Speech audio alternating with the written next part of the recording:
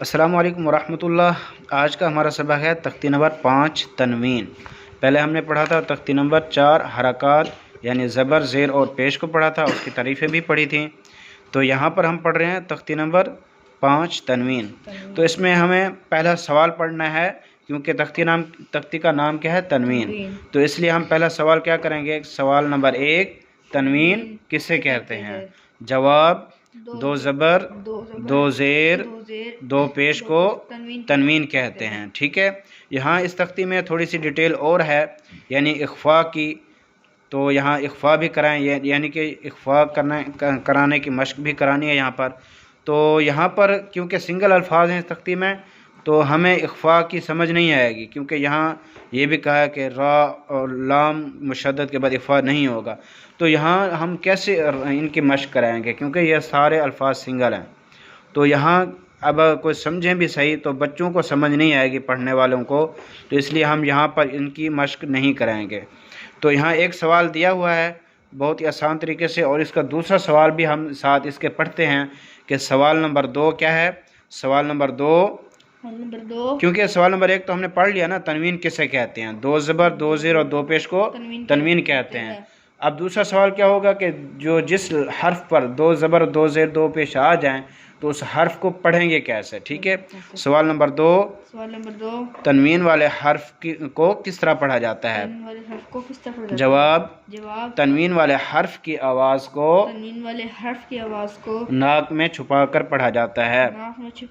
یہاں صرف تنوین کی ہی مشق کریں گے، یعنی ناک میں چھپانے کی، جیسے انہوں نے کہا نا آواز کو ناک میں چھپانے کو اخفاء کہتے ہیں۔ ٹھیک ہے، اس ناک میں چھپانے کو اخفاء کہتے ہیں۔ ٹھیک ہے، لیکن اخفاء غنہ جو ہوتا ہے نا، وہ کہیں ہوتا ہے اور کہیں نہیں ہوتا، وہاں اس کی پراپر مشق ہوتی ہے، وہاں الفاظ مکمل ترتیب کے ساتھ ہوتے ہیں، جیسے یہاں پر ادھر دیا ہوا ہے، یہاں پر دیکھیں جیسے یہ الفاظ ہیں، مکمل الفاظ ہیں۔ یہاں مثال کے طور پر حروف حلقی میں سے کوئی حرف آئے گا، وہاں بتائیں گے بچوں کو یہاں غنہ ہوگا یا نہیں ہوگا۔ یہاں پر جیسے کمپلیٹ حروف ہوتے ہیں، کمپلیٹ آیات ہوتی ہے، اس کے درمیان غنہ آتا ہے یا غنہ نہیں آتا، وہاں بچوں کو بتایا جاتا ہے۔ اور یہاں صرف ہم نے سنگل ایک چیز کی ہم نے مشق کرنی ہے، صرف تنوین کی۔ بچوں کو سمجھ بھی آئے گی اور ان کو اچھے طریقے تنوین کی مشق بھی ہوگی۔ اگر ان کو دوسری چیزوں میں الجھائیں گے تو ان کو یہ چیز سمجھ نہیں آئے گی اور ان کے لیے مشکل پیدا ہو جائے گی، کیونکہ وہ الفاظ نہیں ہے جہاں غنہ ہوگا اور کہاں نہیں ہوگا، ان کو سمجھانا اور پڑھانا مشکل ہو جائے گا۔ اس لیے ہم اس تختی میں صرف 2 سوال یاد کریں گے اور اس کے بعد اس تختی کی مشق کریں گے۔ ٹھیک ہے، کہ دو زبر، دیکھیں دو زبر، دو زیر اور دو پیش کو کیا کہتے ہیں؟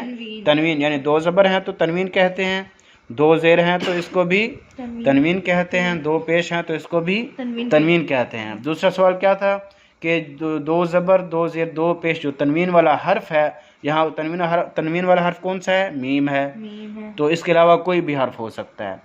تو تنوین والے حرف کو کس طرح پڑھیں گے؟ ٹھیک ہے، اس کا کیا جواب تھا؟ تنوین والے حرف کی آواز کو ناک میں چھپا کر پڑھیں گے۔ ٹھیک ہے، تو ہم نے کیسے ناک میں چھپا کر پڑھنا ہے؟ میم دو زبر من، تو یہ جو آواز ناک میں جا رہی ہے یہ تنوین کی ہے، اس کو ہم اخفاء بھی کہتے ہیں۔ ٹھیک ہے، ناک میں چھپانے کو۔ ٹھیک ہے، میم دو زبر من، میم دو زیر من، میم دو پیش ہاں من، من، من۔